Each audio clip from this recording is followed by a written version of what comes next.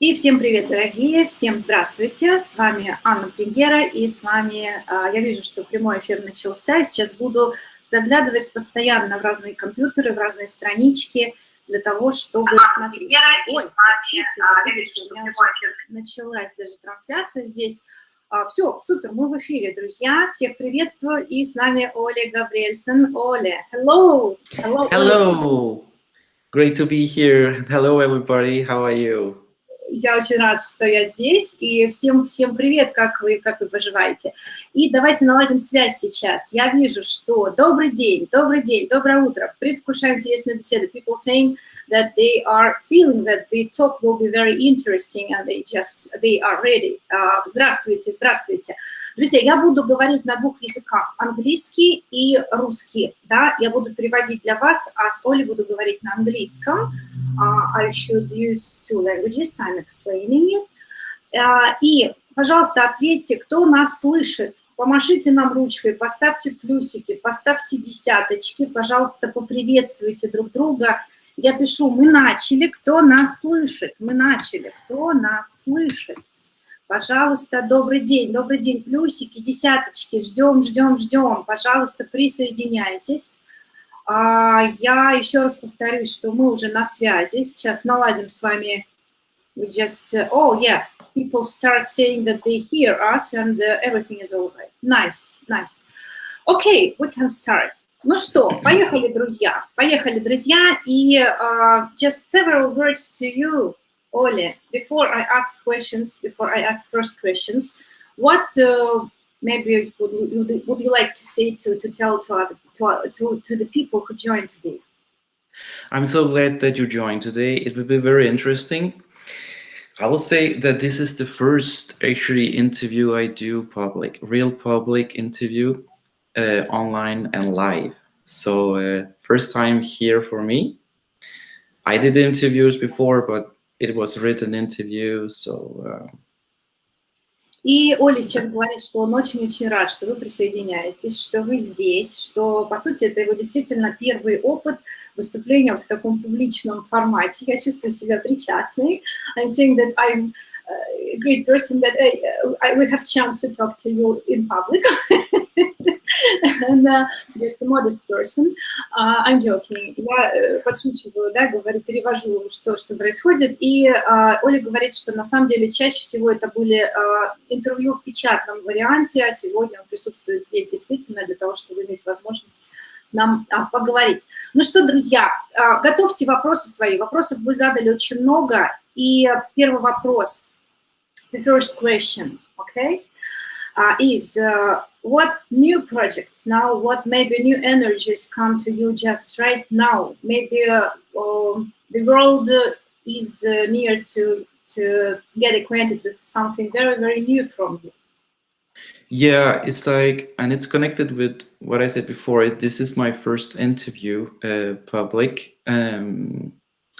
I've had several offers for interviews, but I declined because I am a very private person and I like to keep my privacy. But it's like I feel now I have to show my face. So finally, I accepted this interview. It's like you've been asking me, a few years ago. I think 1 or 2 years ago you asked me, and I was like, I didn't feel it was time, Okay, just let me translate sometimes. Okay, sure. I'm sorry.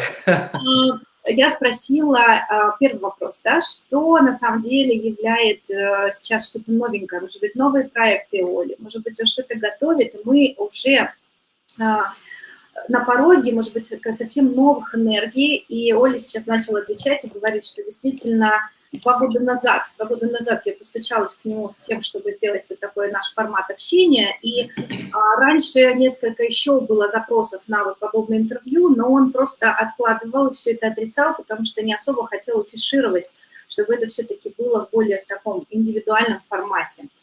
Ну а сегодня, okay, so what about your new projects? Yes, yes. That's right. And that's why I'm now ready for. I feel that it's time for me to go more, public, and explain more about energy things, like doing things like this, interviews, speaks, and I want to do this. Like, so many things are happening in my life right now, so many changes. So I'm still in the process of finding out how things are going to run. I know I will travel a lot, so and maybe I will come to Russia. I want to come to Russia and do some things over there. I know I'm going to Russia, but also other places, you know, in the world. I did travel a lot in the past, but I think it will increase in the next year or two. So. Так, в связи с выходом на более такой популярный режим, у Оли сейчас большие планы путешествовать, в частности, приехать в Россию. И он уверен, что он приедет в Россию. What about coming to other places to meet Russian people, like Montenegro? We are going in October. Just let's go together. Doing a tour, yeah? Yeah, it will be like going in the special places to have meditating and sessions like that with people. So we will discuss it, okay. We will discuss it. Да, а почему бы не приехать не только в Россию, но еще и в Черногорию, предположим, или в какие-то другие города, где мы можем вместе с вами встретиться, вместе с Олей в таком формате тоже, тет-а-тет.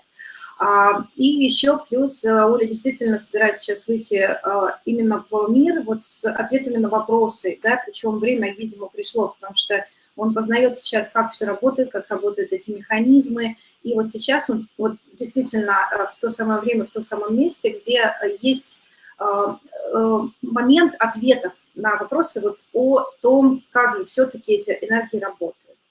Okay, people again write hello, good morning, but no questions, you see. Well, we can talk some casual things. I don't know, we can talk about anything. Okay. There are lots of questions from yesterday, so we will start. Yes, we can take this, yes.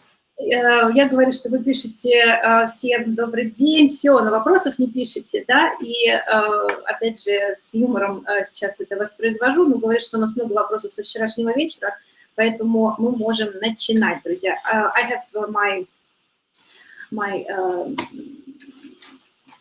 note, Yep. my notes, yes, so okay. Okay, let's start. About Kundalini Reiki first, because you are famous for Kundalini Reiki mostly, I guess so. Вопрос про Кундалини Рейки, потому что Оля на самом деле очень известен именно благодаря Кундалини Рейки в первую очередь. So now it has like used to about 3 levels of this energy. But sometimes when we open some different sites or from different masters, they always write like 10th level and 12th level, and also different upgrades like 2017 or 2019. So just clear, please, this. Кундалини Рейки. Считается, что есть 3 уровня кундалини, да, или кто-то говорит 4, но сейчас есть кундалини нового времени, и мы видим с вами и 10 и 12 уровни какого-то кундалини. И, соответственно, есть еще апгрейды. 17-й год, есть 19-й год, есть там, 21-й год. Я задаю вопрос все-таки, что есть в Кундалини Рейки и как мы ее используем, как правильно. Okay. Okay, that's a good question. Many people ask that. What is referred to as the 4th, 5th, and 6th, 7, 8, 9 levels also is referred to as booster levels, boosters. And this were parts of the old version of the Kundalini. Like, it was in the beginning, there was these boosters, like kind of add-ons to the systems, like to increase the energy, because I felt like the energy was like, it kept on rising. I could keep on adding on. So that's why the add-ons came, like the boosters. And then it was like, it became a bit too complicated because I like simple things, and I wanted to integrate it just in the 3 levels, everything in the 3 levels. So I kind of upgraded the system and said, now the levels and the boosters and everything is in the 3 levels. So in the newer upgrades or versions, everything is in the 3 first levels. Oh, nice. And you don't need the boosters anymore because it's for the older system. Okay. That's So the new version is how's it called? 2024, 21. Yeah, let me explain about the version numbers. Let me translate, please, okay? And Yeah, then translate. we'll go on. Итак, друзья, значит, first question is here, okay. Кундалини рейки существует. Изначально были первые уровни, это были старые версии, и энергия постоянно нарастала. То есть все время приходили новые волны, такие усилители. И, соответственно, по мере того, как они приходили, Оле давал новый уровень для того, чтобы вы могли этим пользоваться и прокачивать свои чакры, усиливать потоки. Но сейчас, в новой версии, на самом деле он проработал очень здорово и свел все это в единую систему, которая заключена только в 3 уровня. И новая версия, она действительно только о 3 уровнях. 1, 2, 3, да, 3 уровня, 3 levels. И сейчас знаете просто, что на самом деле вот новая версия, сейчас про новую версию мы продолжим, новая версия – это 3 уровня кундалини рейки, которые вы можете использовать, и все усилители уже в нее включены, то есть вам не нужно получать 7, 9, 12 уровень, потому что они как бы приходят автоматически. Okay. Yes. And for the number, the version number, it's almost like a software version. You have this 1.1, 1.2. You see that it's upgrading, and actually it started out because I felt that there was this increase in energy.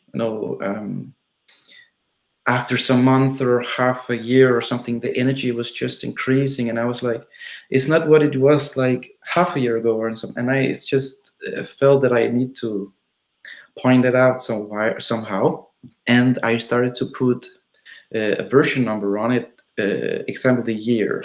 Yes, here there was the year, so that's why it was like 2015 or something. But yet I felt that the energy was increasing so much, and so actually it became from being the year upgrade to just an upgrade number, because it was increasing faster than there will come different upgrades into 1 year. So I had to just continue the numbers. I see. In one point, I think it's like it can be a bit confusing. I know, I understand, but that was the only thing I just say, okay, I continue the numbers out there, and I will write a little explanation in my description of the system. So.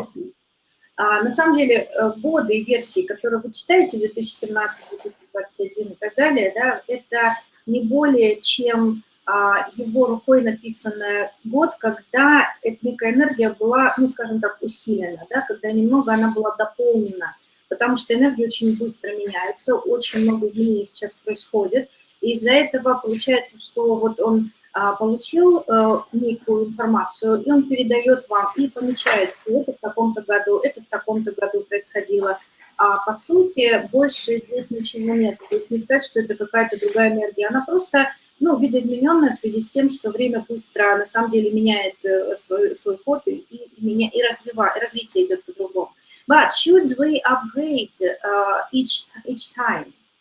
For example, if I have Kundalini Reiki in 2017, do I need to come to you and to renew it somehow, to boost it somehow, and to have just I have 2021 now? Is it very, very important or necessary? Definitely not. It's like it's only an option. It's like if you feel like, you know, I have a core that keeps coming back when I upgrade the energies, because they feel like they benefit from it, but it's actually the optional. It's not something you will require to do.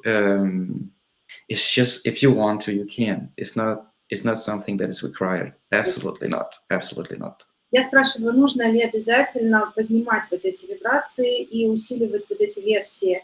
То есть если, например, вы получили кундалини в 2017 году, нужно ли дальше это делать? Он говорит, нет, только по запросу, по желанию. То есть если вы хотите обновиться, если вы хотите, это такой опциональный формат, да, если вдруг вот возникло желание, то пожалуйста, но это не обязательство, и это не дает какого-то, знаете, нового чего-то супер. Если у вас уже есть кундалини рейки, то оно уже в вас есть. So if somebody has кундалини рейки inside after the attunement, it is inside, right? And that's right. It is boosting itself by the nature, from above, right? That's right. It keeps being there. It's never deleted. Okay. I have one more question after that. Okay. То есть, если в вас уже энергия есть, то все, она уже никуда не девается. Она уже внутри вас, вы уже получили настройку, и все. И как бы дальше уже природа сама вас усиливает через вот эти потоки, если вы практикуете, конечно же. Это я уже от себя добавляю. If you practice, I say, I just add something from myself, that because without practicing, I'm sure there won't be so many boosts or maybe strengthening or power. It just needs to practice. That's right. That's right. I can agree with that. It's like you become stronger when you practice. So that's a very important aspect. That's to practice. Okay. Да, практиковать очень важно, очень нужно, потому что вы усиливаете себя через практику, вы раскачиваете свои каналы через практику, вы действительно становитесь сами по себе сильнее, и каналы эти становятся шире через практику, поэтому очень важно практиковать. Can you cancel the energy? For example, you are attuned and you want to stop it. You don't like it. You can. Actually, you can. And it's you can do that by intention, simply rephrasing your own language to have it neutralized. Say, I will now neutralize this attunement, whatever attunement it is, and it will work no more. That's all you have to do actually to neutralize it. Have that intention. Я задала вопрос, можно ли отменить действие энергии, если вам не нравится с ней работать по каким-то причинам. Вполне возможно, вы просто с намерением говорите, я больше не хочу работать с этой энергией, я ее отменяю, действие, и все, ее больше у вас внутри не будет. То есть для того, чтобы дальше с ней работать, вам нужно еще раз получить настройку. Все везде из намерения исходит. Okay. I have lots of questions. Here. Okay. Here it is. You see in English, I have Kundalini Reiki 3, a bit concerned about using it as had a situation where it made some damage at an elderly person. Wasn't experienced back then. Is there any secret how to use it in a very mild, moderate way? So as far as I understand, Lena, the name of the woman, she has some bad experience in using energy in healing somebody. This was old person, and now she asks, could this energy damage, yes, bring a damage, and how to do it in a soft way? I'll translate. Лина, сейчас я прочитала на английском вопрос, Лины, да, у нее кундалини рейки 3, и она очень волнуется по поводу вот чего. У нее есть нехороший опыт применения энергии, где было повреждение пожилому человеку, более старшему, и, соответственно, не хочет, больше не использовала. Да? Можно ли использовать, есть ли секрет использования кундалини в более спокойном, более таком режиме мягком? Actually, there is, I recommend always starting with a prayer. Ask God to help and guide you and only provide the energy that the person can handle and need. Первое, что нужно сделать, это всегда, пожалуйста, начинайте любую сессию с молитвы. What kind of prayer should we use? Well, the wording is not important. It's more about your intention. So you can use any wordings in your own language. Just define. You know, just ask from your heart, like, God, I ask you to give the person the energy that he or she needs right now, and you can add on only which the person can handle or anything you want to add on to that prayer.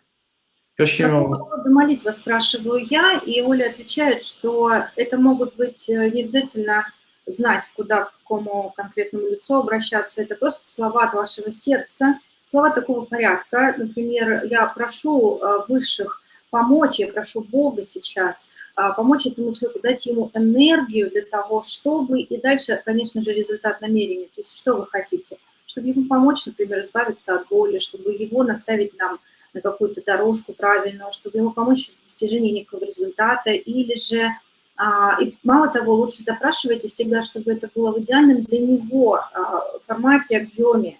Okay. Good. So the pray is the first step. What else? And that's it. And you do what you usually would do. It depends on the situation. I mean, you can put the hands on the shoulders, and you can start the energy. It depends on the person and the situation. И дальше все зависит исключительно от человека. То есть как вы уже будете применять энергию, либо вы положите руки на плечи, либо вы как-то будете наложением рук в другом как-то качестве лечить. В данном случае тоже все исключительно индивидуально, все зависит от того, с кем вы работаете, по запросу этой ситуации. Okay, thank you. You're welcome. Irina asks, Ole, why the results are not the same good as others have? So if to compare to others, right? И what should we do to make the result better? Я сейчас зачитываю вопрос Ирины М. Почему результаты работы с энергиями для других получаются лучше, чем для себя, и что применить при работе для себя, чтобы улучшить результат? No, I just one more time, because it was a bit mistaken. Why, when you treat others, the result is better to others than to yourself when you treat yourself? And what should we do? That's very normal. It's very normal. It's because it's very personal, you know. Treating yourself, it's the personal thing, the most personal thing. Это обычная история, да, потому что когда вы лечите себя, это очень-очень лично, это очень интимно. Okay? You're not objective as much when you're treating yourself as when you're treating another person. И вы не настолько задействованы и не настолько действенны всегда, когда вы лечите себя, как если когда вы лечите других. Вы не настолько еще заинтересованы. Okay? So that's why often it's necessary to have someone else healing you. Поэтому важно всегда, чтобы был кто-то, который будет помогать еще все-таки исцелять вас. But I guess it is good when the person is really feels bad, when he's ill, when he's weak. But when he uses energy just like regularly doing practicing, it doesn't have to be with anyone, I guess. Я говорю, что мне кажется, что это хорошо, когда у вас есть кто-то, кто вас исцеляет, когда вы ослаблены, когда вы действительно болеете. Но когда вы в силах и проводите профилактические какие-то меры для себя, то на самом деле проводите ради Бога. So, am I right? Права ли я? Yes, it is, but it's also about practice again and self-inquiry, because yeah, you're very subjective when you look at yourself. Sometimes you need someone else to point out something for you that you cannot or will not see. That's why you might not be able to heal yourself, because there's something that you don't see about yourself, and or you don't want to see about yourself, but you can easily see that in other people, but not in yourself. That's why usually it's harder to heal yourself than other people.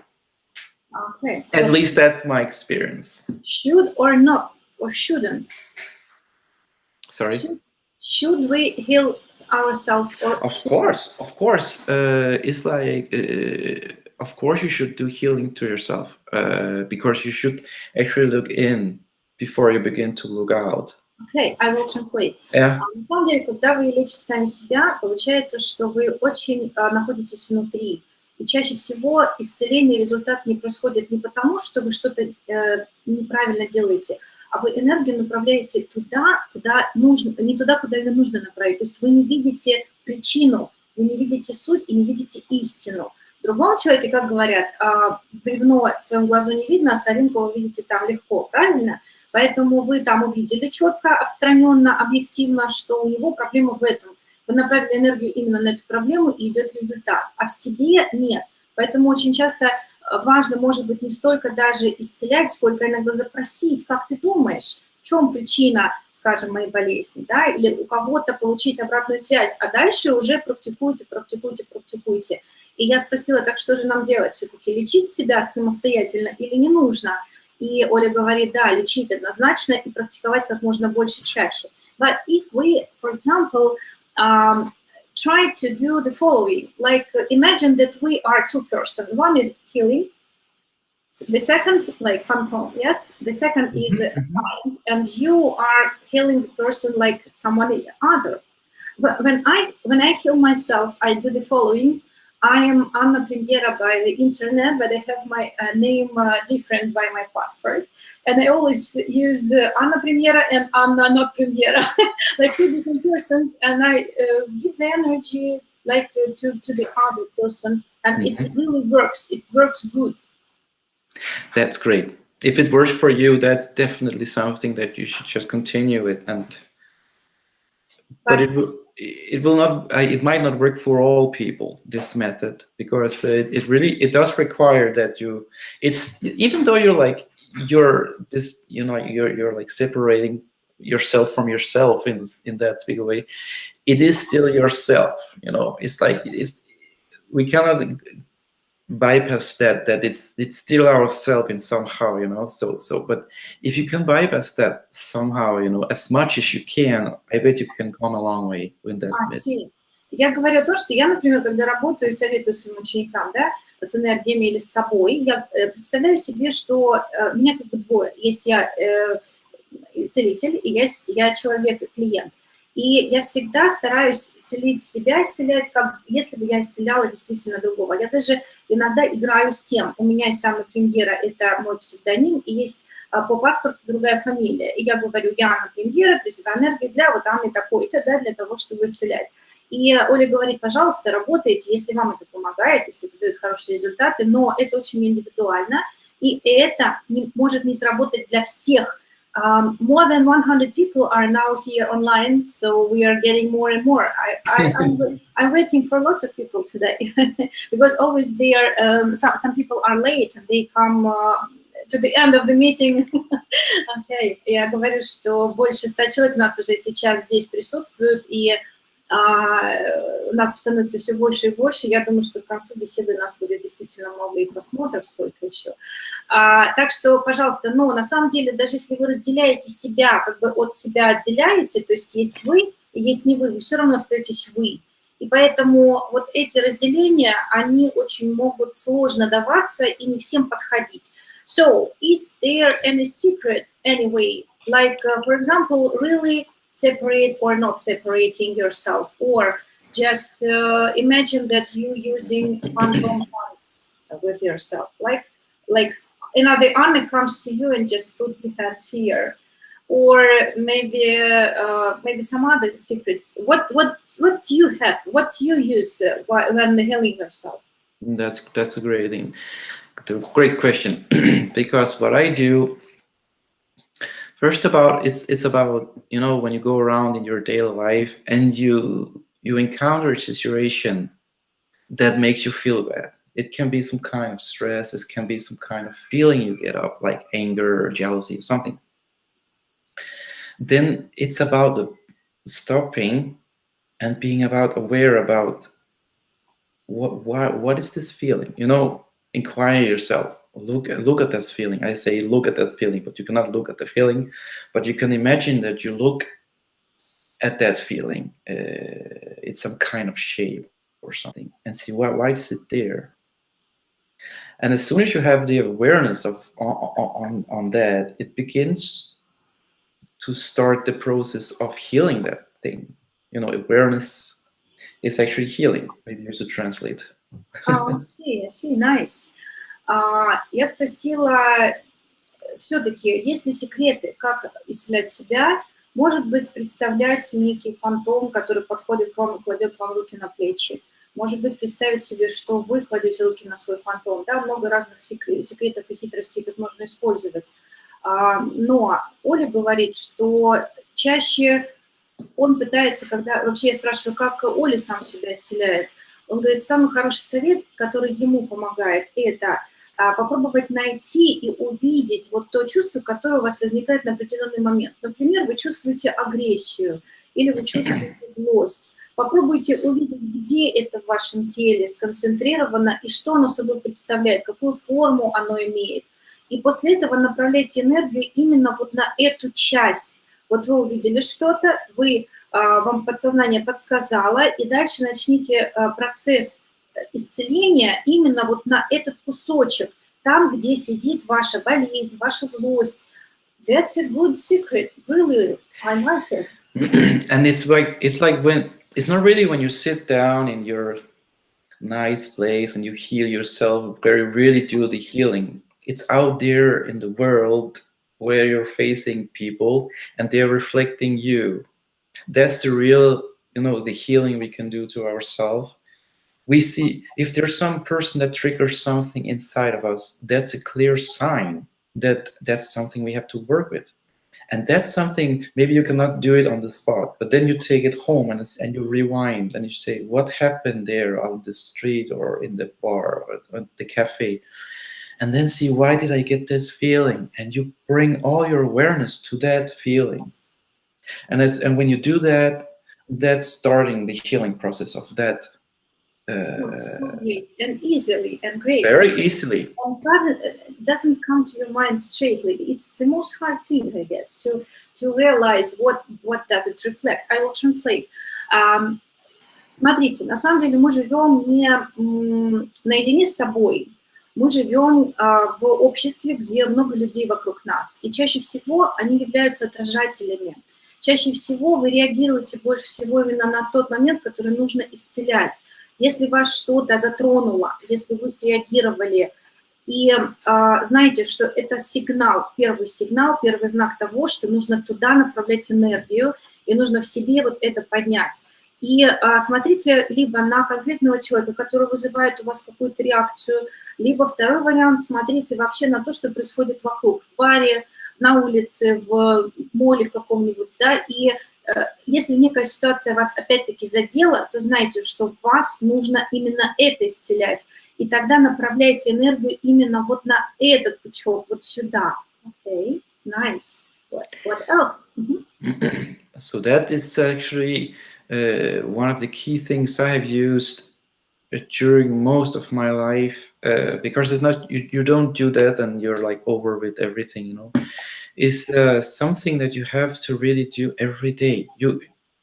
It's just some kind of almost like a reflex for me now. If there's something triggered in me, I just either on the spot or when I go home and I am alone, I'm just going back and see what was that, bringing awareness to that feeling.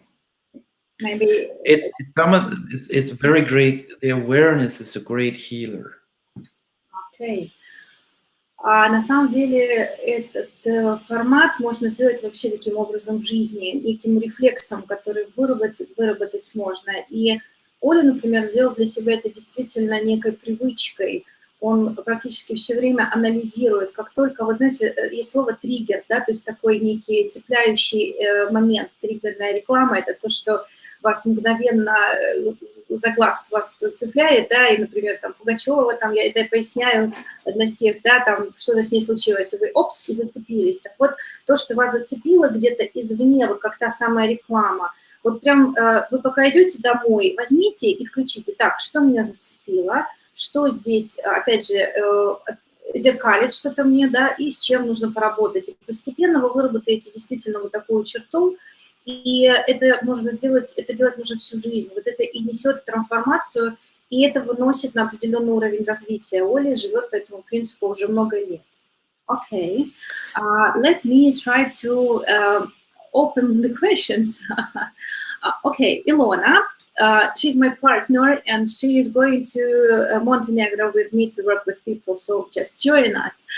She asked the question, thank you very much, Ole, for all energies. All are just great. She likes to work with them, to live with them, and they are easy to use. This is the question. Most people say that it is quite simple, that even it doesn't work, or even they don't believe. Я перевела сейчас вопрос Илоны Вороновой и сказала, что это партнер, человек, с которым мы дружим, сотрудничаем много лет, что мы вместе едем в Черногорию работать с людьми, приглашаем снова Оле к нам. И я перевела ее вопрос. Благодарим Оле за все энергии, замечательные энергии, нравится работать с ними легко. Вопрос в этом, но вопрос еще в том, что эта легкость часто дает понимание, что либо энергия не так работает, да, либо недостаточно веры. So what to do to believe that simple energies and simple systems can work greatly? That's also a good question. Очень хороший вопрос, Илона, спасибо. Also, it has to do with if you're sensitive to energy or not. Because if you're sensitive to energy, you came a bit. It's a bit easier to take the leap of faith. You know, you can feel that something is happening. What I usually say to people, what I hear is like, is it like the question is like how to believe that it works? Is that the question? Yeah. How believe that it works? But you know what? The most important thing in this question is it is very, very simple, like no symbols or short manual. So when it is, it doesn't mean that it works good. Now I get the question. Оля не сразу понял вопрос и говорит, вопрос в чем, как определить, что энергия работает или нет, или именно в том, что простота мануалов, простота отсутствия символов, например, в каких-то энергиях, как здесь поверить в то, что это работает, несмотря на всю простоту. Now I get it. It's like it was a process that I learned over some years. In the beginning, I used Reiki myself. I used the symbols. I used everything like very structured. And then I began to loosen a bit on the things. I began not to be so structured. And I found that the less I used the structure, the more effective the energy became, or the stronger the energy became. And it was like, wow, the more I release and relax and allow the energy just to flow, the stronger it became. Nice. Let me translate this. Yeah. Все, поняли вопрос теперь. Ситуация такова. Я лохматик. Ситуация такова. Оля практиковала на протяжении многих лет. Практиковал рейки, усуи, классические системы, которые сложные, которые имеют определенную структуру, этапы, инструкции. Но дальше он стал что-то упускать. Например, какой-то символ, какой-то шаг. И он понял, что через вот эти упускания, когда ты не следуешь каким-то предписаниям, а просто расслабленный и просто даешь энергии течь, а вот работа энергии происходит сильнее, и результаты сильнее. И поэтому за эти годы суть в чем? Больше расслабиться, больше отпустить и больше просто дать возможности энергиям проистекать. Okay? And that was the time where I found that the less I do, the better it works. That's what I found out. That the less I allow, or the more I allow, and the less I concentrate about what's my next step. I forgot this step. I forgot to draw Chukure one more time that I did, and oh my God, it binds the energy and make it less. It makes it more less flowing, or yeah. И суть такова: чем меньше вы концентрируетесь на каких-то правилах, То есть он говорит, что я действительно стал замечать, что когда я начинаю думать, о боже, я вот здесь нарисовал чокурей, а вот здесь вот нужно вернуться туда, потому что что-то там не сделал. Опять концентрация идет не на процессе исцеления, а на процессе того, как правильно это сделать. И суть теряется от этого. Из-за этого энергия работает не в том виде. И поэтому цель стала именно упростить как можно больше, дать возможность расслабляться, отпускать и понимать, что работают за вас сверху. Is it the real thing? When I was studying in 2006 like that, using Reiki, most people ask the same question at the same time, that when you heal other persons, you can accept their diseases to yourself. Like you can take it, you can have it. Yes. Right. Yeah. And how to defend yourself? First question, and the second one, I've got the idea that we are not healing because they are above. God heals through you. And when it is like that, you cannot take the disease from other person just because it is from God. Is it true or not? Я задаю вопрос такой, довольно сложный, друзья. У многих вопрос есть такого рода. Как защититься во время сессий?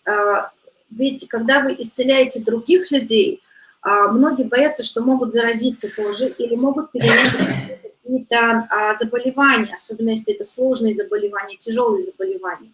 И я говорю о том, что когда-то я получила шикарный совет, что прежде всего исцеляете не вы в энергиях, исцеляют через вас. Когда вы понимаете, что через вас работает сам Творец, то как вы можете что-то на себя прицепить? И я спрашиваю, насколько это правильная эта позиция, опять же, применительно к предыдущему вопросу. И здесь такие два вопроса в одном. Правильно и как защищаться? So, the question is it right or not? And does it help to defend yourself in the sessions not to get disease from other person? That's a very good question, and I had to learn that the hard way because in the beginning I was like very active. I had a clinic, and I had good results, which was very nice. But I always felt at the end of the day that I was tired. I had headache, and I was like drained. I was like, "What is this?" People are saying that it works so nicely, and I'm feeling like, you know. And I found that that's even you become connected with during healing session. You become kind of connected to that person, and it's important to disconnect after the session. I write this in all my manuals. I call it the disconnection exercise, and I'm like, if you need to learn anything and do anything in your practice, do that practice, because it's like, this the karate chops in front of you, it's so important because you get drained. Of course, you're going to also, before the session, to ask God for protection. You can ask God to send Archangel Michael, or however you want to phrase it. Always make a prayer before the client comes. And when you're going to start a session, you can do prayer also. I like to do that. I will translate. Translate. Yes, translate this part because people are waiting. На самом деле, Оля вот к этому вопросу пришел достаточно таким болезненным путем и серьезным. У него поначалу были клиники, когда он стал работать серьезно со своим даром, со своими энергиями. И он очень здорово заметил, что после целого дня работы с клиентами он обесточен, пустой, болит голова, плохо себя чувствует, ослаблен и ничего не хочется.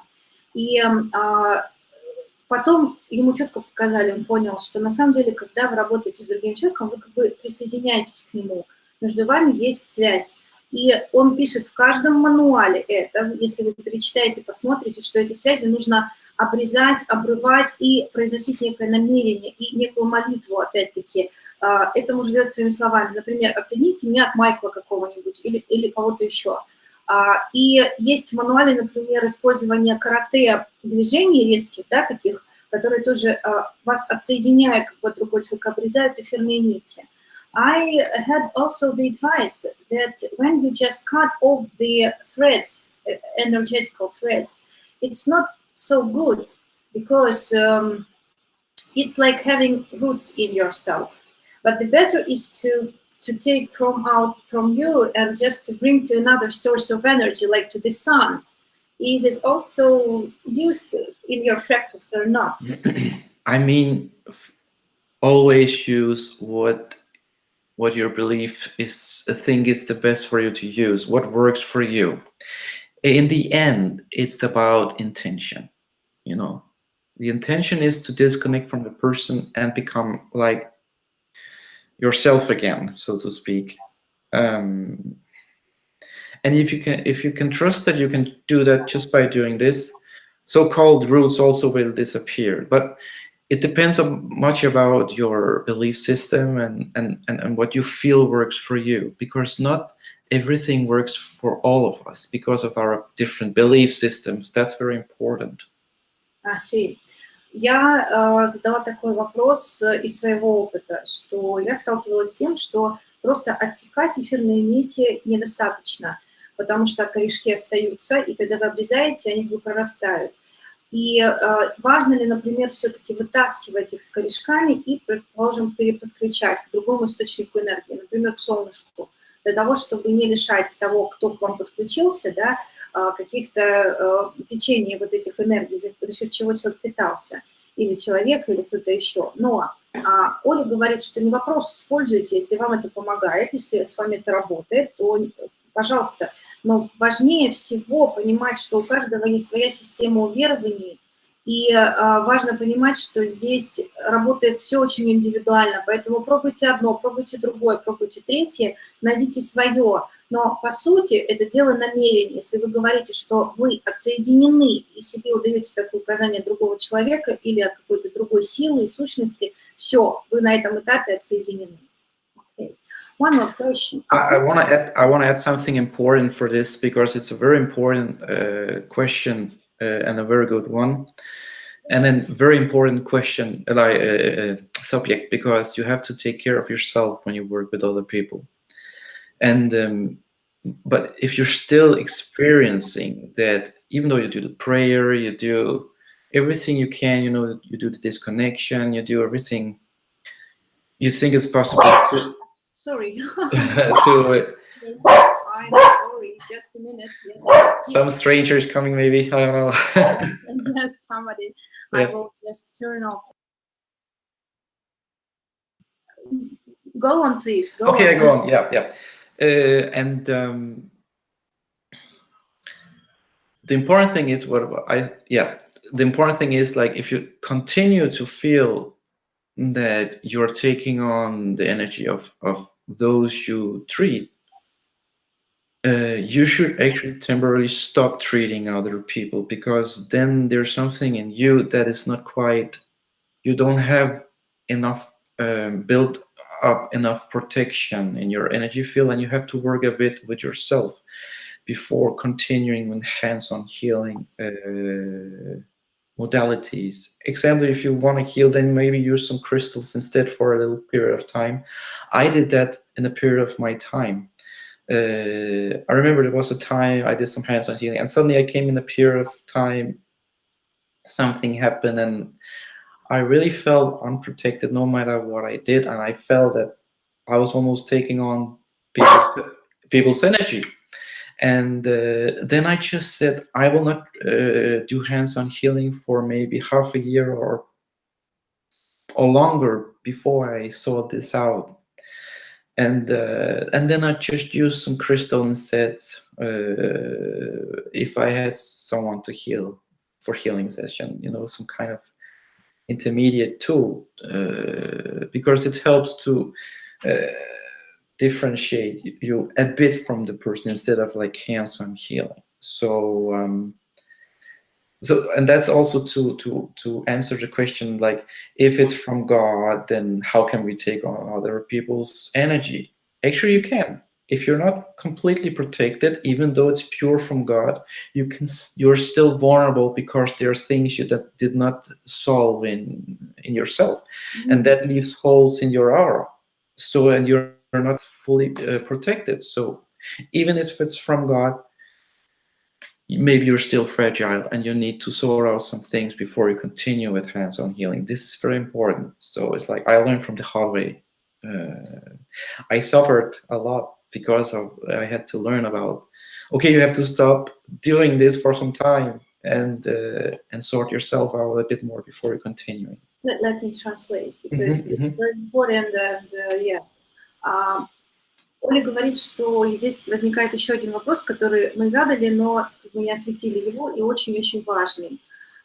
По защите от тех людей, когда вы исцеляете какие-то очень серьезные болезни, например, рак. И это может касаться любого человека, который вообще работает с энергиями. К вам может такой прийти запрос, что делать тогда?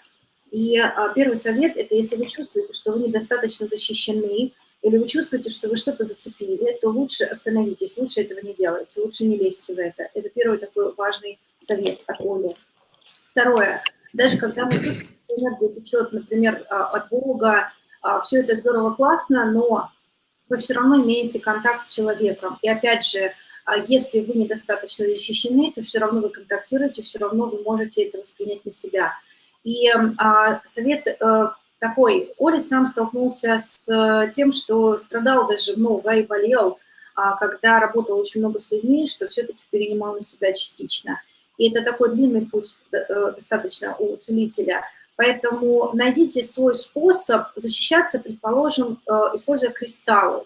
Вы можете какой-то набор кристаллов для себя выбрать, зарядить его и, соответственно, использовать вот в этой своей работе, потому что как бы между вами и человеком будет вот этот уровень защиты в виде кристалла или в виде набора кристаллов. И, соответственно, вы уже создадите себе некий фильтр течения вот этих моментов во взаимосвязи друг с другом, и это будет вам помогать. What crystals could you advise? I guess you are ready to this question. Let me see if I can show you anything. I liked, if I should work with crystals, I like to work with the clear quartz. Let me show you. Я спросила, какие кристаллы Оле посоветовал бы для работы. И сейчас вот он даже покажет свои кристаллы, с которыми работает сам, чтобы, прокомментировать. Okay. Like these ones. I like the clear ones because they're like neutral. And you can use them for, you can do this or you can do this. I like the clear ones, but you can also place crystals on the body. But I really like to use maybe only clear quartz for some reason. You can go over each chakra and cleanse them. You can cleanse the chakras by going up and down. You mean to the person or to yourself? Yes. Or to the well, also to yourself. Yeah. By doing this, you're cleansing.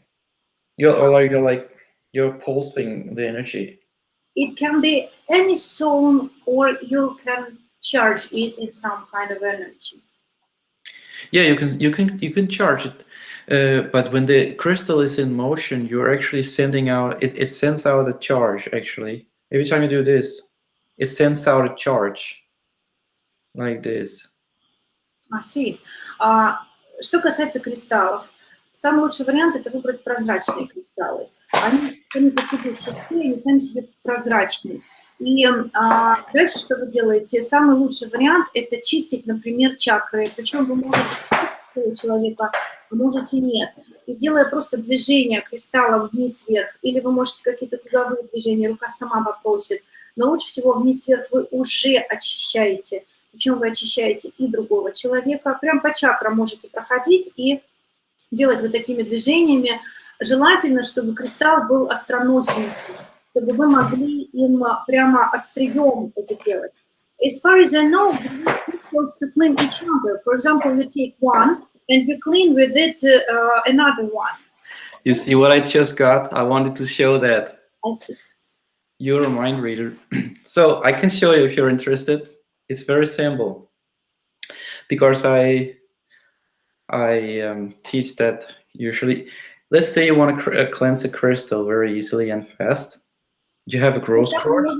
Вот таким способом вы можете почистить кристаллы друг друга. То есть вот сейчас как раз я говорю, я знаю, что Оле советует чистить одним кристаллом другой. Он говорит, как раз взял специально, чтобы вам показать, если вам это интересно. Например, у вас есть кристалл, и вы хотите его почистить, окей. And you take your clear quartz point, and you take your rose quartz, and you simply do this. И вы просто берете, я сейчас, I will turn off now my video, and just open yours, that's okay. People just listen to my voice, okay. И вы можете, смотрите, что вы делаете, вы берете, yeah, they see you, you can go on.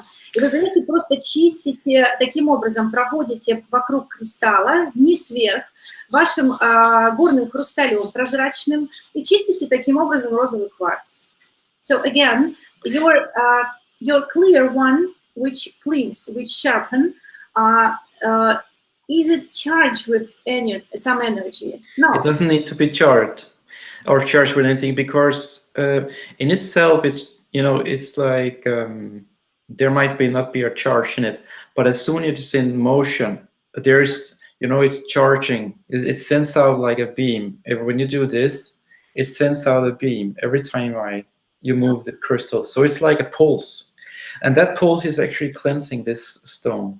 You know, I could do this, but it would not really be that cleansed because it's like stagnant energy.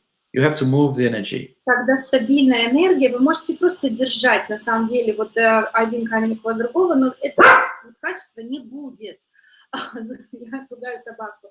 Но вы при всем при этом, когда вы двигаете, когда вы даете именно движение это все. Вот движение – это суть нашего бытия. Движение, и вот такого рода движение – это то, что дает импульс и заряжает параллельно этот камень, и в то же время его чистит. But when we take the first one, stone, it should be cleansed also. So that's a good one.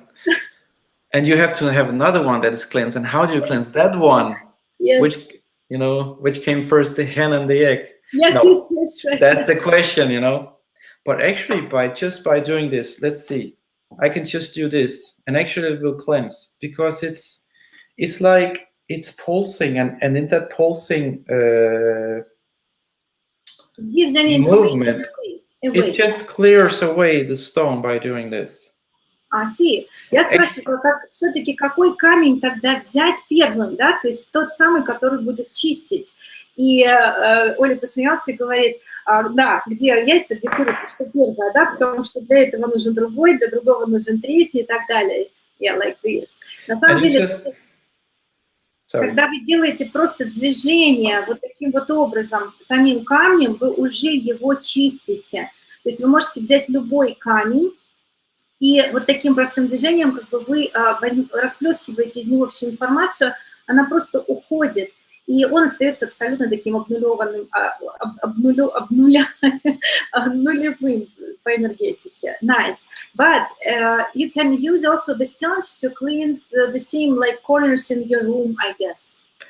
Exactly. You can actually, I call it painting your room, you know. It's like it looks like you're painting your room. And you're doing this. Actually, you can go... также почистить свою комнату, например, как будто бы красите, вот как будто движение, как будто вы окрашиваете стены в своей комнате, и вы просто проводите таким образом камнем, и вы чистите энергетику своего дома. And it works. It's like you can actually use this also before you have a client or after you have a client in your healing room. You can go around with the crystal. You don't need to, okay, I have to burn some sage and you have to put, you know, this is very fast. You just go around in the room and you just, you know, and that's it. You will feel like... Это работает прекрасно. Вы, например, работаете в каком-то кабинете или принимаете там людей, или у вас есть больной, и вам нужно почистить эту комнату, скажем, до работы и после. Просто возьмите и проведите вот таким вот образом несколько раз по стенам вокруг себя в этой комнате, по периметру, и это сработает гораздо быстрее. Вам не нужно зажигать свечи, вам не нужно что-то применять еще. Это очень здорово помогает. Окей, nice. So that's it. and you want, well, how long for doing this? I bet you will answer. Yeah. How long do we do this? Actually, it's not that long. It can be like maybe half a minute, 1 or 2 minutes. You do this, and maybe eventually you feel like something is lifting. You know, something. You have this, and that means. Как долго водить вот таким вот образом камнем об камень? Тут на самом деле не нужно долго, это может быть полминутки. Вы в какой-то момент вдруг почувствуете, как будто с вас что-то свалилось, как будто что-то ушло изнутри, как будто выдох облегчения. И вот в этот момент знаете, что в принципе уже все дело сделано. And that means that it cleanses. And you can also use this to cleanse if you have some old jewelry, you know, some inheritance jewelry or something that you think someone else had this and I want to cleanse it. How do I cleanse it? Just do this on anything and cleanse it like this. И если у вас есть какие-то украшения или что-то осталось вам в наследство, или вы принесли что-то от другого человека или какой-то подарок, вы точно так же можете это чистить просто вот такими же движениями и обнулить информацию. Это у вас сработало. One more question, please. Еще один вопрос. Когда много практикуешь, появляется какая-то повышенная ранимость, слезы поверхности. Что с этим делать? Остановить практики, сеансы или как-то это интерпретировать, работать с ним? Я думаю, что на самом деле очень близкие вопросы. Very close question to what we discussed from Елена. Sometimes when you practice a lot, it is like you want to cry and you are weak and you are upset and it goes like emotions control you. So you need to stop practicing, you need to stop healing, or it needs to look inside and to understand what makes you feel like that. That's a great one. I want to ask again, or maybe it's like, can it be during the session that these emotions are felt? If it is that these emotions are felt during the session, that most likely means that you're an empath and you're like feeling something from that person, some sadness or something, and you carry that with you because you did not maybe ground properly or you did not disconnect or whatever. I mean, so that's important to know. If you, it doesn't need to be that it's something in you. It doesn't necessarily. It can be, but I'm not sure in this case that it is. I think it might be because that you're an empath. I'm an empath myself. I've been crying during session because I felt people's pain and sorrow and also happiness. I can cry of happiness when I feel people, some emotions are coming up. I feel their emotions. So I can be sad in a session for a little period of time. And I address that to the person. I say, I feel so sad. And maybe I get a picture or an image or an idea about what it is. Like, did you or something or die or did you something about a breakup or something? So I get that in that way. Some people might not get it that way, but... Okay. Смотрите, когда вы работаете с другим человеком, вы, опять же, вопрос здесь к вам. Имейте в виду, что вы практикуете, просто медитации или же вы кого-то исцеляете. Если вы кого-то исцеляете, и после этого или в процессе у вас могут катиться слезы, вы, может быть, расстроены, то вы, скорее всего, зацепили эмоции другого человека на тонком уровне. То есть человек может быть расстроен, человек плохо себя чувствует, у него могут быть какие-то неприятности, и вы просто перетаскиваете на себя часть его эмоций. Поэтому очень важно еще раз это чиститься, это обрубать эфирные нити, и это заземляться. Если вы не прокачались в этом плане, то вы можете очень здорово испытывать на себе влияние других эмоций. То же самое происходит с вами, если вы расстроены и лечите другого человека. Вы точно так же, тут заколдованный круг, можете передавать ему свои эмоции, а он в ответ вам, и пошло-поехало. То есть здесь, конечно же, через еще практики. One more question. One woman writes, I have known her name. Я занимаюсь консультированием по нумерологии, китайской астрологии. Достигну я успеха в этой теме, смогу получить хорошие гонорары, когда это произойдет. Here's the question about just personal one. Woman says that she consults people in numerology and astrology, and she tries to ask, does she have chance to have success and to get good money from that? I will explain that it is a personal question. It is better for the personal session, okay? Yes. Друзья, смотрите, вы задаете вопросы, я всех призываю к тому, чтобы мы сегодня разобрались по использованию энергии с мастером, а не личного порядка. Почему? Потому что то, что вы достигнули, я там какого-нибудь просветления или как мне там денег больше зарабатывать. На самом деле это дела все-таки индивидуальных консультаций. Если кто хочет, пожалуйста, мы, как я обещала, ничего не предлагаем, ничего не продаем. Но вот перед вами Оля, если кто хочет попасть на его персональные сессии, пожалуйста, да, давайте все-таки вопросы больше адресовать именно по использованию энергии, потому что с собой можно работать до бесконечности, а вот здесь все-таки действительно то, что вы можете применять здесь и сейчас, окей? Okay, the next one. Irina Maslenikova about Kundalini Reiki again. If she has 12 levels already, does she need to reinitiate to the new version? I guess no. No. No. Нет, не надо, Ирина Масленникова, если у вас 12 уровней Кундалини Рейки, то больше уже не надо вам инициироваться и реинициироваться в новое. Окей.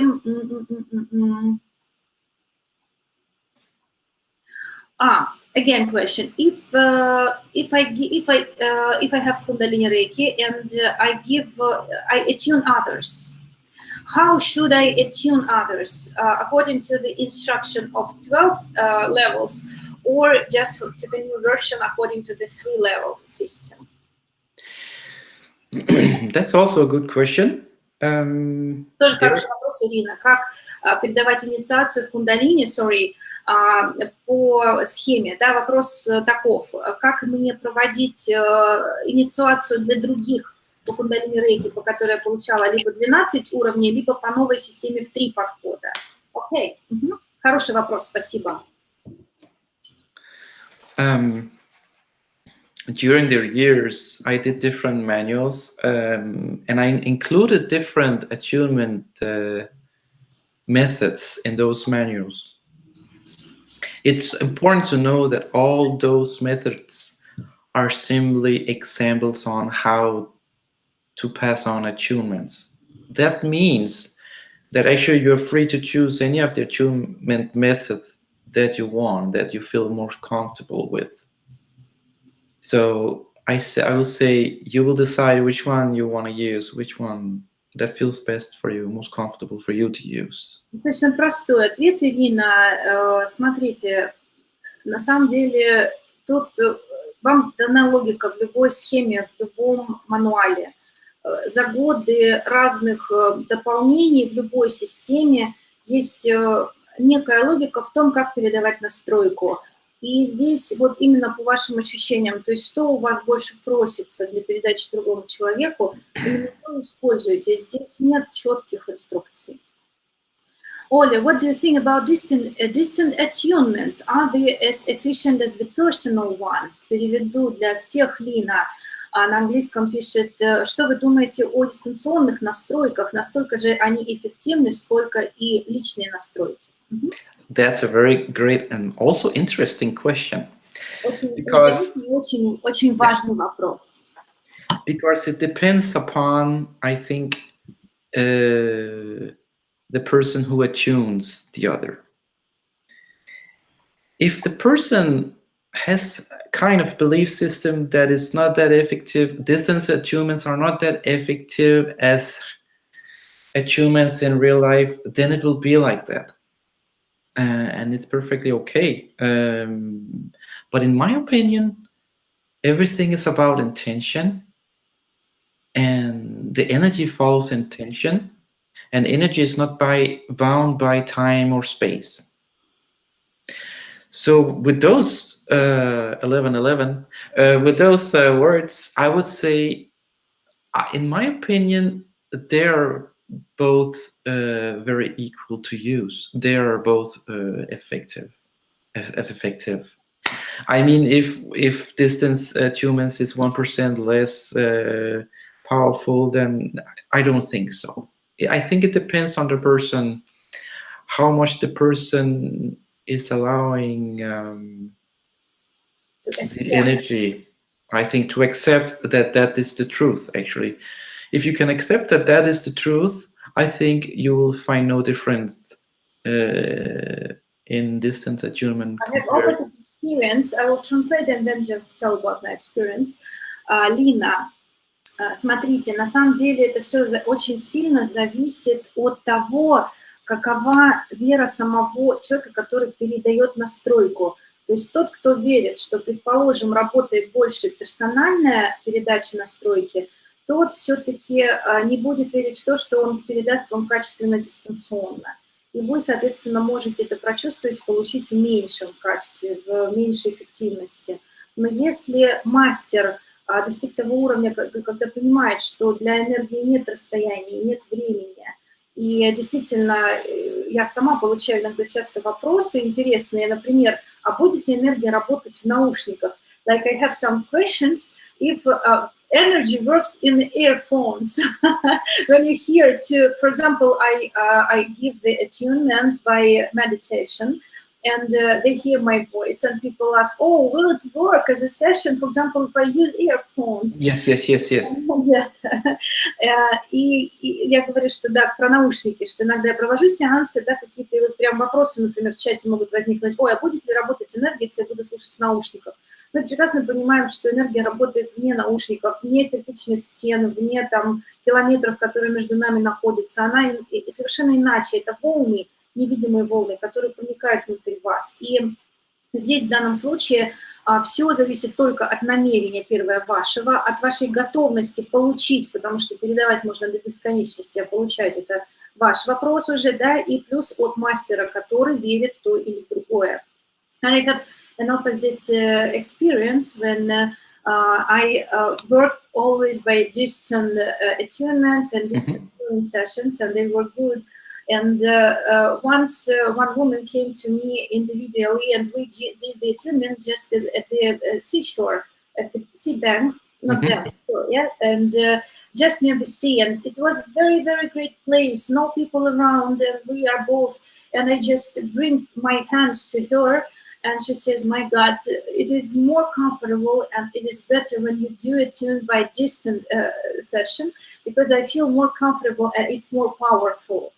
Я рассказываю о своем опыте, где действительно это меня поразило. Я достаточно долго работала дистанционно и говорю об этом Оле сейчас. И однажды получилось, что меня попросили передать настройку прямо на берегу моря. И вот я поднесла руки, стала передавать, заряжать чакры. И после этого человек говорит, ух ты, мне больше комфортно, на самом деле дистанционно и более мощно работает именно когда дистанционно. И вот я поделилась этим опытом с Олей. Okay? Do you have same experience like that? Or you know, sometimes people come and they say, I want the attunement from you in person, you know? You know, I don't think it's as much for the attunement. It's more about, you know, meeting face to face, and maybe there's some questions, you know. It is a different situation when you're sitting in front of the person. I agree to that. It's like there's some kind of things going on, and you can talk like you can't talk really on Skype or on telephone or email. You know, it's a, you know, one-on-one. I mean, if you can do one-on-one, it's like it might be the best. But it's like, I think if it's in the mind of the person that it works best if I come and see him, you know, or her, then it might be the best for the person to experience that, you know. Опять же, опирается в намерение. Есть люди, которые говорят, Оля, я хочу получить настройку конкретно при личном контакте от тебя. И, пожалуйста, приходи, получай. И вопрос здесь именно в личном контакте, в том, что вы видите друг друга, в том, что можно поговорить друг с другом в скайпе, в вот такой жизни, где просто вы получили настройку и пошли, такой возможности нет, иногда задать какие-то вопросы. А здесь это личный контакт. И если вы убеждены в том, что при личном контакте у вас лучше все происходит, будет именно так. Если вы верите в то, что вы, находясь за 3-9 земель, тоже получите эту настройку, опять же, будет именно так. Okay? That's for the attunement alone. As I mean, solely for the attunement, I think it's like doesn't matter. But if you're in a healing situation, I think it matters a lot more when you're like having a consultation and people come for you for healing. I definitely prefer in-person sessions, definitely, because you're there with the person. You can see the person.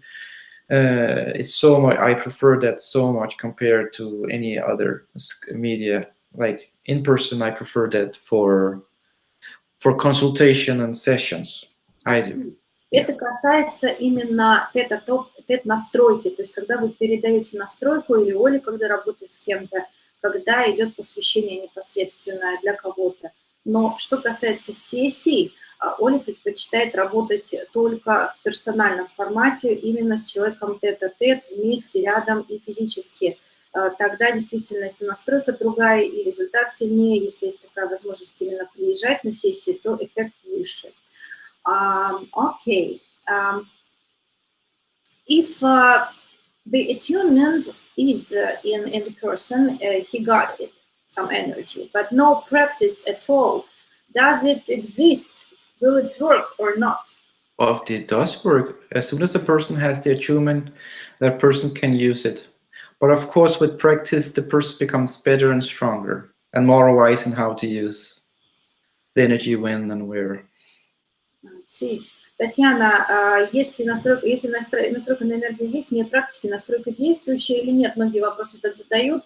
Оля говорит, что она есть внутри вас энергия, то, что не было практики, вы просто не чувствуете еще сами, как с ней работать, как куда ее направлять и что с ней делать. А так она внутри вас все равно есть, просто нужно дальше начинать практиковать. So you can practice anytime and just try it, just work with it and it will work, right?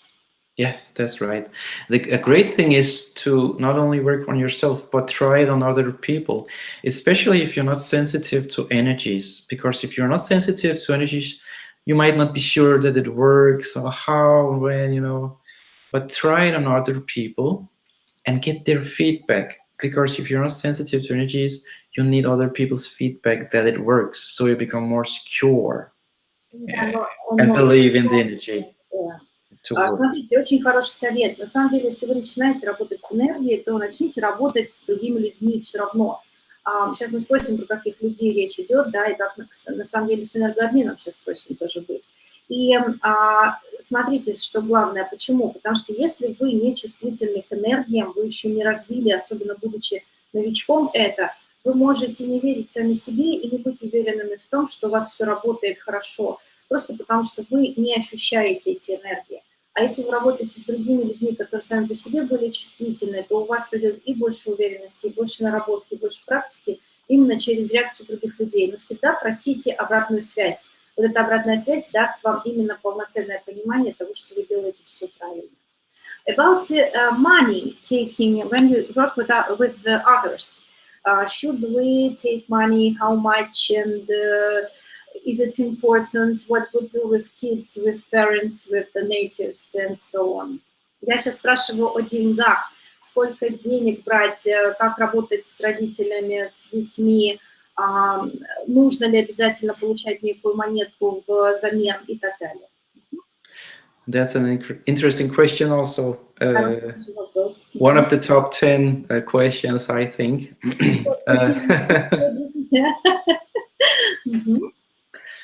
And there are different takes on that. And it's only, I have my opinion, other people have their opinion. In my opinion, example, if you're working, you have people coming to you for sessions.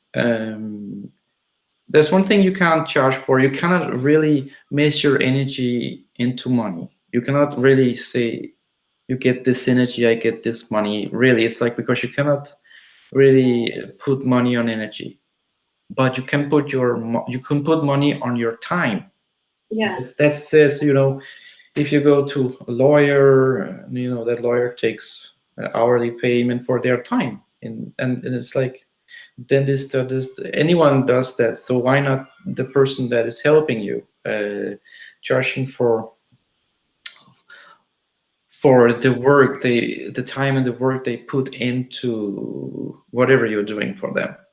So I would say you should not have any guilt or anything bad emotions about charging for what you're doing in an energy way. You know, you're helping people, you're using your time, your energy.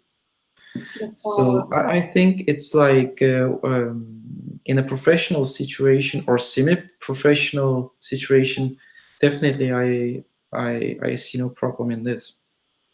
На самом деле вопрос вот в чем. I will translate. Okay? Just don't lose your idea. На самом деле дело вот в чем. Смотрите, невозможно назначить некую стоимость за конкретную энергию. Хотя у меня уже вопрос с этим возник, потому что мы на самом деле платим деньги за настройки. Да? И когда проводится некая сессия, как сказать, вот эта энергия стоит столько-то, вот эта энергия стоит столько-то, как вот это ценообразование соблюсти. Но вы тратите свое время. И если вы приходите к адвокату, если вы приходите к какому-то специалисту в профессиональном смысле, вы всегда платите за то время, которое он потратил на вас. Поэтому здесь тот же самый формат.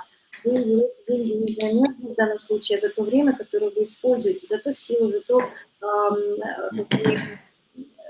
за свое время, за свое здоровье, которое вы, грубо говоря, тратите. Да? Если вы работаете, здесь, может быть, я немножечко неправильно перевела, то есть не здоровье, а именно энергию, да, которую вы тратите на некую сессию. But at the same time, look, you say that we cannot adjust the price for the energy, like this energy is like that, this energy is like that. But at the same time, when we take attunements, they have own price. What price? Why is that like that? Or in the manual, very often it is written like it is $15, and that's it. Where is it from? Когда мы делаем настройки, когда мы получаем настройки, когда читаем иногда мануал, прям иногда написано, например, она стоит $15, да, и спрашиваю, откуда берутся эти суммы, эти цифры, и, в общем, сколько, опять же, стоит данная настройка. I mean, it's like it must be up to the person to define how they are going to set the prices on their attunements. I mean, it's like really, really personal thing that people have to do this with. And it can be that you're saying you're maybe putting a lower price on the first level because you want people to try it out, you know. And instead of you having, and then you're just leveling it out later in the later, you know, it's like, because you can also say it's like 50-50-50 for the three, but sometimes you would like to choose and say, okay, I want to do the first attunement for maybe 20 to allow the person to feel the energy, and I bet the person will move on. And if the person takes all three levels, it doesn't matter if it's, you know, you get my point. It's like, yes. So I mean, how people put their prices, like, it's a very personal thing. It's люди назначают цены за какие-то настройки, за энергию. Это очень-очень индивидуальный формат, и здесь очень сложно сказать за кого-то. Кто-то может назначать на разные уровни разные цены для того, чтобы вы могли попробовать, прикоснуться, понять.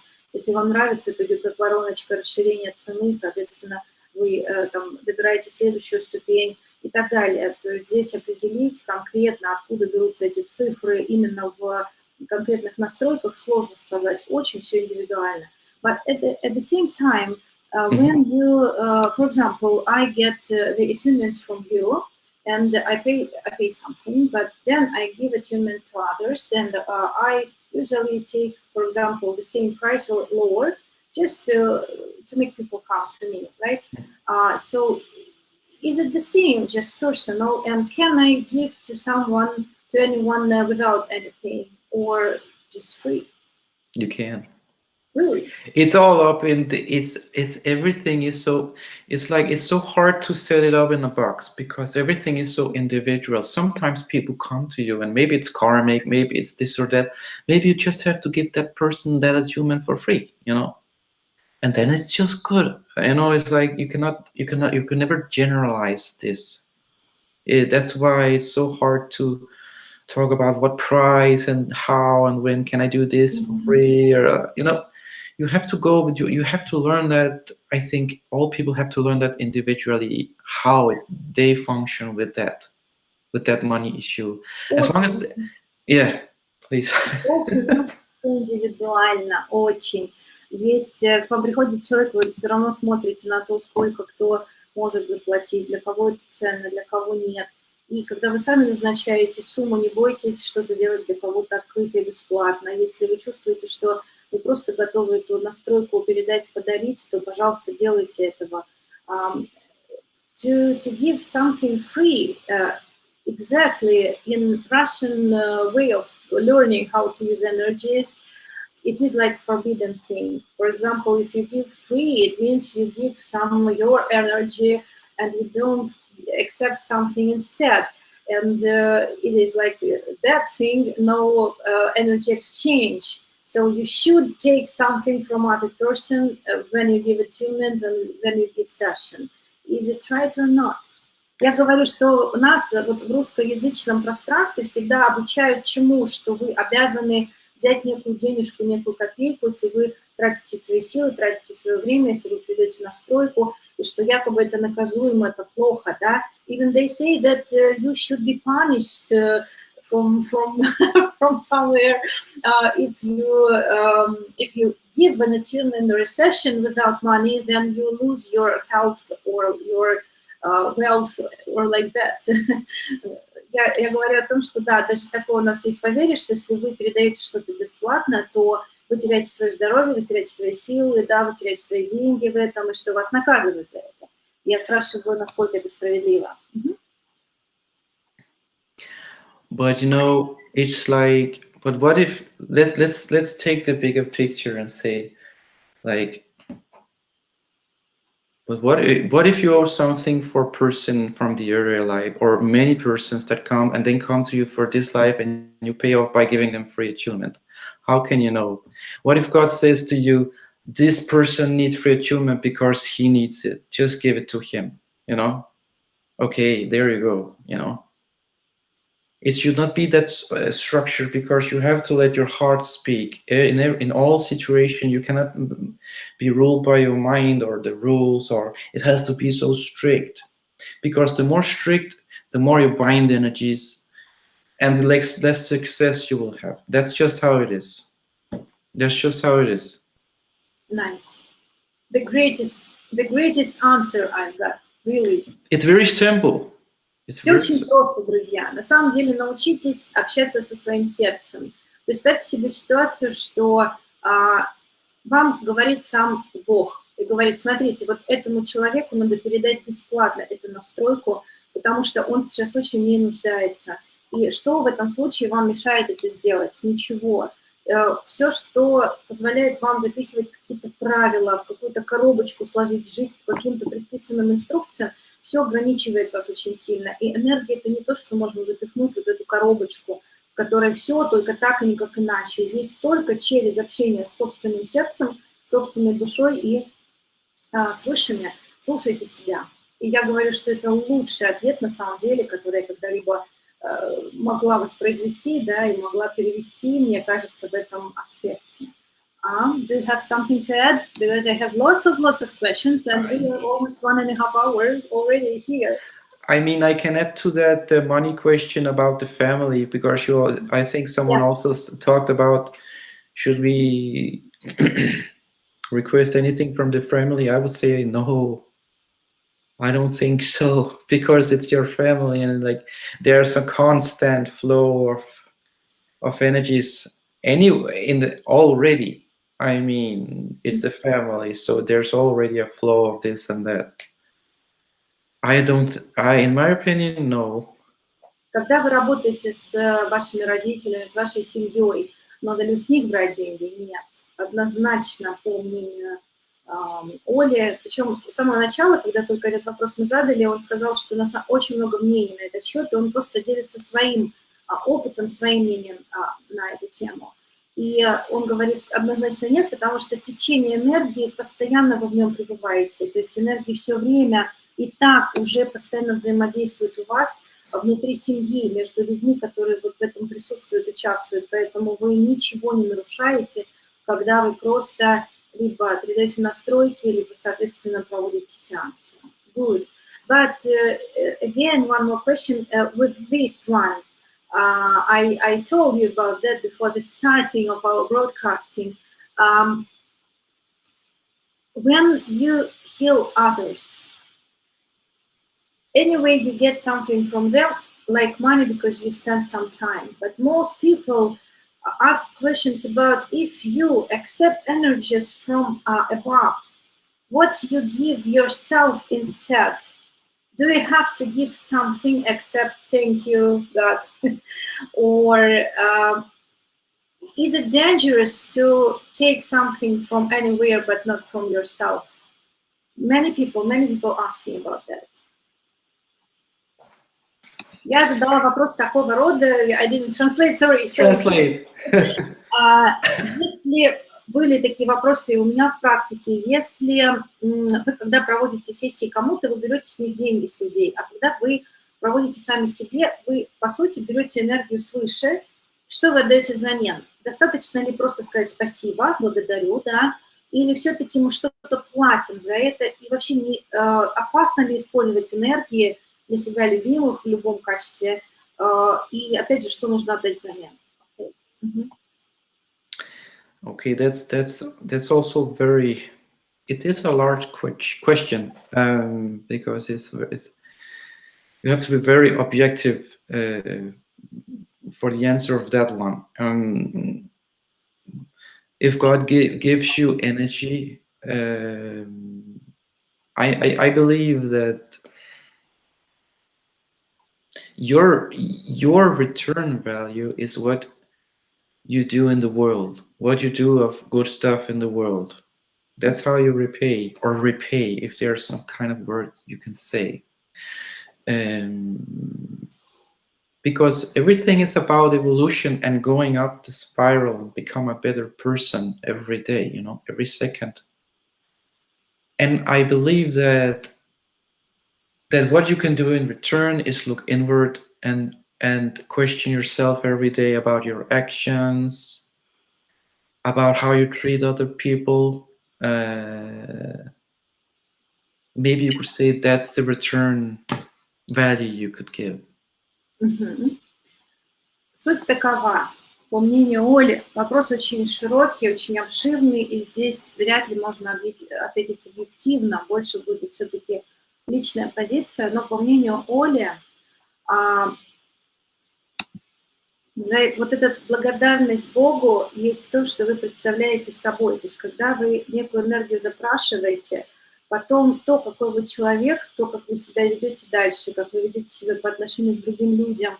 Наша жизнь – это спираль. Мы все время развиваемся и идем все к новому витку и к лучшей версии себя. И вот это и есть ваша плата, то, какие действия вы совершаете, какие мысли вы думаете, как вы дальше себя ведете. Вы позаимствовали некую энергию для чего?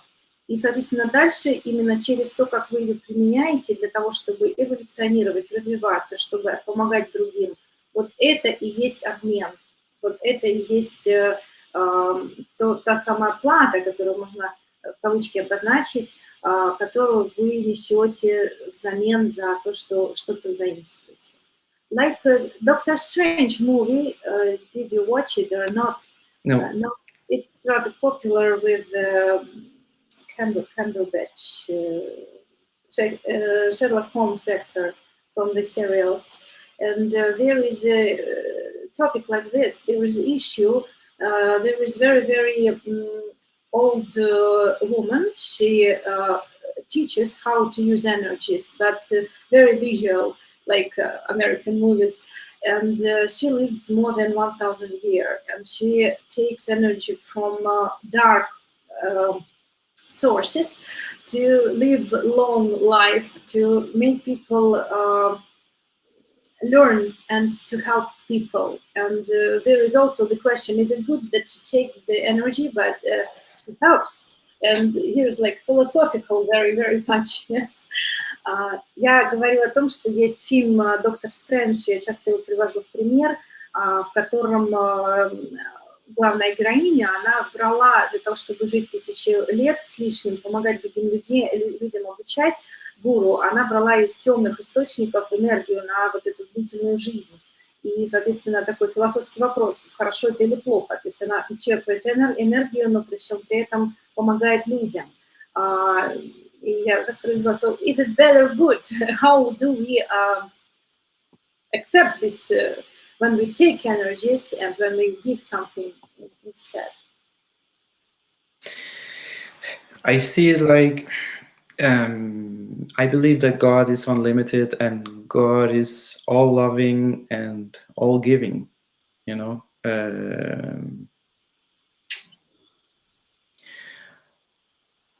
It's a very it's again I would say that you should like accept, you could call it a gift of God, you know, when you search yourself, when you make, you know, it's God's you know, one that everything has to be better and better. And when you're looking to yourself and you like asking questions about yourself, you're like always looking inwards and doing better. You become a better person, and by becoming a better person for yourself, you're also helping other people. So it's a ripple. I don't think you should see it as black and white, as, oh, I receive energy from God. We're not talking about some kind of dark entity vampire thing, because that would require some return, I know that, but we're talking about God, and there's energy all over and it's infinite, so it's just there. Yeah. Оля верит, что энергия Творца, она бесконечна, она всегда дающая и всегда любящая и заботливая. Поэтому если она бесконечная и всегда что-то дает, то о каких заменах мы можем говорить. И в частности, если вы где-то черпаете энергию, скажем, от другого человека, что возбраняется, или же от каких-то непонятных ресурсов, тогда да, наверное, действительно что-то отдавать взамен надо. Но если это энергия Творца, если энергия света, то о каком обмене здесь может идти речь? Оля, I see that really lots of questions. I guess we have to make more meetings, because it is even hard to people to listen to everything, lots of time. Just few more and we will finish today, I guess, and we will point another meeting. Okay? We will, yes, part 2. Yes, part 2. Друзья, на самом деле вопросов очень много, идут еще вопросы. Я думаю, мало кто еще, может быть, кто-то не присоединился, да, поэтому, мои хорошие, что сейчас я сделаю? Я сейчас задам несколько вопросов еще из того, что вчера писали, и мы сделаем еще часть вторую, я обозначу время заранее, и вы подготовитесь, и еще мы много чего осветим. So, about your 65 attunements, I asked yesterday, how you attune, how you do it by email, by your, for example, system in your website, and it's a package. So how could we attune in packages when we do not contact each person, when we do not work at the same time with him, and so on, so on. Вопрос таков. Наверняка вы, все, кто касался настроек Оли, обращали внимание на то, что сейчас он предлагает пакет из 65 настроек. Когда вы заходите на сайт, все на английском языке, и вы просто изучаете, читаете мануал, получаете настройку. Я спрашиваю, как эти 65 энергий за один раз передаются, учитывая, что Оля вряд ли сидит, каждую энергию отдельно вам говорит, вот сейчас вам вот это, сейчас вам вот то, сейчас вам вот это, давайте сейчас вот вместе сядем, вместе сделаем что-то. И я вчера задавала этот вопрос тоже, как это происходит. И я думаю, вам будет интересно послушать, потому что есть какая-то новая фишка в передаче таких вот пакетов настроек. Okay. Yeah, a good question, because something can be learned from this, how to do this. Everything is set up, again, via intention. What I do is like, for this package, I have made some kind of I can actually relate it or equalize it to like a kind of music that you download. You know, you make a piece of music, you put it up, and it's there. And when people press on the download link, they don't take that music down, and there's no more music, right? The music is still there. You can take a kind of copy down of that music. It's still the same quality, and everything is the same as that music. It's just a copy you take down. Actually, that's the closest thing I can. I see. That's how it actually works, and I can explain a bit more about it, but you can translate that first. Okay, okay. Смотрите, самый лучший способ, во-первых, сейчас кто услышит, возможно, для себя поймет саму суть и даже сможет использовать это как свою фишку, да, свою силу, но самое главное, это можно сравнить с музыкой. Представьте себе, вы скачиваете некую музыку откуда-то с какого-то ресурса, какой-то файл, и этот файл оттуда не уходит, то есть вы его не забираете просто оттуда, чтобы вот взяли и себе только, да, он все равно остается, то есть вы берете некую копию, и потом вы слушаете ее у себя на компьютере или где-то она у вас тут вот рядом в телефоне. Вот то же самое можно сейчас сравнить с настройками, которые тоже где-то там есть. Вы берете свою копию и дальше уже, или, например, скачиваете архив, и дальше вы распаковываете, и у вас вы одну прослушали, другую прослушали, третью прослушали, ага, понравилось, ага, пошло, ой, это очень понравилось, и они в вас, они у вас. То же самое здесь. Okay. I even give further about not just music, just archive of music, archive. I mean, when it's a lot of music in one package, and you just take one, you're listening to it, you're trying to right. do you like it or not, and then second and another, and then you have a package inside, and you use 3 or 5 like that. Yeah. Exactly, and that's how I define it. You can set it up. You can define it, and actually. This energy is like stored in what I call the source of the creator. That's my intention, to have it stored there, so it's protected and safe, and does not lose quality. And then I intend, it's all about intention. You can build up. So the intention is everyone who has the intention to get those achievements, Yeah, just by your.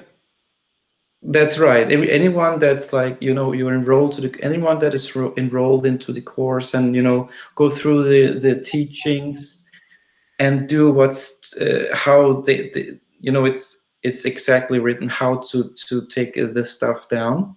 Yes, and that's actually what's going to happen. That's what's happening. Что намерение таково, что вот эти энергии, вот это вот пакет энергии, набор, он где-то хранится в неком источнике, на каком-то ресурсе.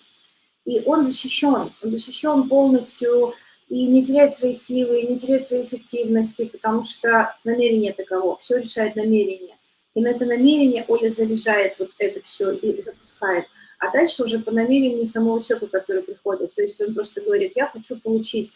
Он входит, например, в пространство вот этого курса там, да, или куда заходит человек именно в качестве такого адреса, где-то в электронном формате, и все расписано полностью по полочкам. Что сделать, идет обучение, и вы тогда уже присоединяетесь к этому, касаетесь этого, и уже таким образом как бы скачиваете в себя и раскрываете внутри себя по вашему намерению. Okay, good. I will look through some questions more, and then I guess we will end today's session. Not session, yes. Again, the question is about the defense. When you about cleansing, when we have got the idea, for example, using crystals. Using crystals also like defense, but is there any other advice, and I guess it will be the last one today, any advice how to defend yourself with the help maybe of angels, air channels, yeah, or maybe someone else who is responsible, for example, from above for this. When you go to Chronicle Akashi, yeah, or when you go to Astral or to some other place, so what should we use in it? I would say Archangel Michael and Jesus. Nice. Those are the ones I most uses in that area of protection. But of course, prayer to God and ask for protection. I ask you to send Michael and Jesus to help protect and cleanse the area. You know, some kind of prayer to set up the area you're going to work in. Как защищаться? Последний вопрос на сегодня. Как защищаться, когда вы идете в любую целительный сеанс? Вот Евгений Белицкий вопрос. На самом деле достаточно молитвы, опять-таки, молитву, обращенную самые сильные наши ответственные силы за это Иисус и Архангел Михаил. Достаточно обратиться к ним с молитвой и с мольбой, просьбой о том, чтобы они вас защищали в любой работе, направляли, и этого достаточно, чтобы, соответственно, уже быть защищенными. Nice. And I guess enough for today, because people are tired. I guess so. I guess we can go on long, but it will be better to have one more meeting, right? Yeah, it will. Part two. What do you feel? Just I will check some of my notes. Yeah, just I will give some announcement about the questions which are in for the next session, for the next step. For example, why we use water, and do we need to use water in our sessions of the cleansing? Do we need to drink a lot, and why water? Why water is good for charging, and that's it. Я говорю о том, друзья, сейчас и Оле озвучиваю вам, что у нас остается из вопросов на следующей встрече, потому что я вижу, что мы одной встречи не обойдемся. Например, вода. Почему мы используем воду? Почему ее нужно пить много, когда вы практикуете? Почему именно вода является таким носителем информации, да, и как с ней работать? Дальше. How should we heal allergy, especially kids' allergy? So what kind of energy we could use? Про аллергию был вопрос, как, например, детям лечить аллергию, вообще кому-либо, и какую энергию во время для этого использовать. Дальше. About the cerebral paralysis for kids also. Был вопрос у нас про церебральный паралич, про детский. Тоже, что здесь можно сделать, каким образом здесь мы можем помогать. Maybe last question for today about this, or is it hard? Is it big one? I mean, about the destroying of nervous system of kids, cerebral pulse paralysis. I'm not sure about the term. Maybe we should wait about that for next time. I see. Okay. Yeah. Я спросила, может быть, все-таки сегодня мы затронем эту тему про детский церебральный паралич, но Оля говорит все-таки в следующий раз, потому что это все-таки сложный вопрос, и я думаю, сегодня была такая более общая, ознакомительная встреча. What is medium? Does everyone, or is everyone, can everyone be the medium? Yes, good question. Is it possible to learn good how question. Yeah. Что такое медиум, да, как научиться быть медиумом, может ли каждый быть медиумом, вот такой вопрос у меня есть, да, вот мы будем его затрагивать. How should we use symbols or not? We tried to reply today, but we didn't. Как мы используем символы, и что же сильнее все-таки, использовать символы или нет, как мы работаем с ними. How should we combine energies together? And is it possible or not? And does it destroy something or make it worse? Because sometimes people say, don't combine Kundalini Reiki and the Sui Reiki, never. I try and I love it, really. It works good. Я говорю, да, о том, как соединять энергии, потому что есть мастера, которые говорят, не соединяйте кундалини рейки в одной сессии с рейки оригинал, или с рейки кундалини, предположим, с рейки усуи. Я говорю, что я объединяю легко, и они работают классно, друзья, поэтому тут, конечно, тоже мы будем отвечать на эти вопросы. Also questions from the people. Ilona writes, thank you very much, Оле and Anna. Irina asks about stones. How many stones should you have while practicing? Good question, yeah. Do you receive patients, clients in Germany? Do you accept in Germany, and where it is? If yes, how people could reach you? Also, the question. What else? What else? About the results. You remember? Yeah. Also, there. Also, Julia asked about your healing clinic in Belgrade. So people are ready to come to you. Yeah. She asks how should she go to Belgrade, how she contact you, and so on. Друзья, сейчас я смотрю все вопросы и просто все перевожу и адресую Коле, чтобы он был готов к следующей встрече. В частности, о вопросе в Белграде, потому что в Белграде принимает, или в Германии. Есть кто-то из вас, кто готов уже обратиться, кто готов прийти. The question is about energy of ascendance 999. If you know it, do you use it or not? What can you say about it? So lots of questions, lots. It is only one source, and I have a lot more. Yeah, lots of questions. So I will write to you these questions to have another session. What time can we appoint for the next hour meeting? Oh, I would have to check up about that. I will get back to you about that time. Okay, nice. Because I will, yeah. Я спрашиваю про время, чтобы обозначить примерно для всех, кто к нам готов присоединяться еще, услышать ответы на вопросы, когда мы можем уже сейчас озвучить. Но Оля говорит, что ему нужно заглянуть в свое расписание и понять, и он тогда просто напишет, и, соответственно, следите за письмами, я всех оповещу. Okay? You wanted to say anything else? No, it says I'm going to travel next week, sometime in next week. So it's like we will find out a date. I see. На следующей неделе Оля уедет, поэтому он сообщит, и, соответственно, мы все это еще с вами оговорим. Thank you, Оле, thank you, Anna. Thank you very much, Оле and Anna. Thank you. You're welcome. Thank you, guys, so very much, Nina. Lots of people. Svetlana says that Anna is not a good energy user and healing person, but translator, good interpreter. Спасибо большое за то, что хвалите. Tatiana says that the time passed so quickly, even didn't notice it, and she will be waiting for the next meeting very, very much. And